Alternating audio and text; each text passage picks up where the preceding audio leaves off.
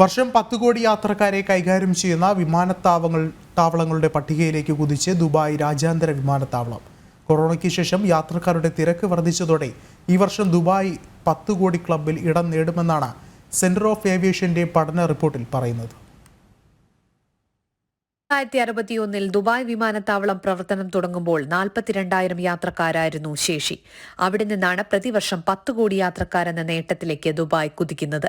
കഴിഞ്ഞ വർഷം ദുബായ് വിമാനത്താവളത്തിൽ 8.68 കോടി യാത്രക്കാർ എത്തിയിരുന്നു.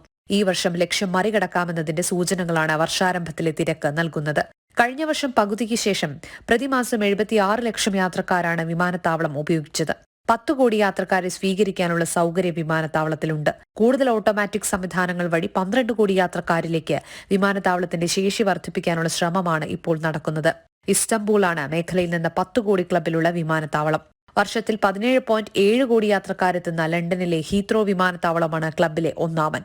അറ്റ്ലാന്റ ഉൾപ്പെടെയുള്ള ചില അമേരിക്കൻ വിമാനത്താവളങ്ങളും ജപ്പാനിലെ ഹനേഡെ, ചൈനയുടെ ഗാങ്ഷു എയർപോർട്ട് തുടങ്ങിയവയും വൻതോതിൽ യാത്രക്കാരെത്തുന്ന വിമാനത്താവളങ്ങളാണ്.